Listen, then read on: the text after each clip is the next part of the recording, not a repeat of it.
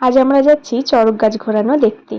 তো চড়ক পুজো হয় আমাদের গ্রামেই, আমাদের বাড়ির পাশেই হয়। তো দূর দূর থেকে সবাই চলে এসেছিল, শুধু আমরাই লেট ছিলাম। কারণ সে বলে না বাড়ির কাছের লোকে ট্রেন ফেল করে, সেই অবস্থাটা তো আমাদের হয়েছিল। তো এখানে আমরা তাড়াতাড়ি চলে এসে দিয়ে দেখছি প্রচুর লোক। এখানে এই বর্ষি বিধানো হয়ে গিয়েছিল, বান ফোটানো। এখানে দেখো, এটা দেখে খুবই ভয় পেয়েছিলাম, আমার ভাইও। আর এখানে সবাই নাচানাচি করছিল, কারণ একটু লেট হবে গাছ ঘোরানো। A few moments later. অবশেষে গাছে ওনাকে বাঁধা হচ্ছে।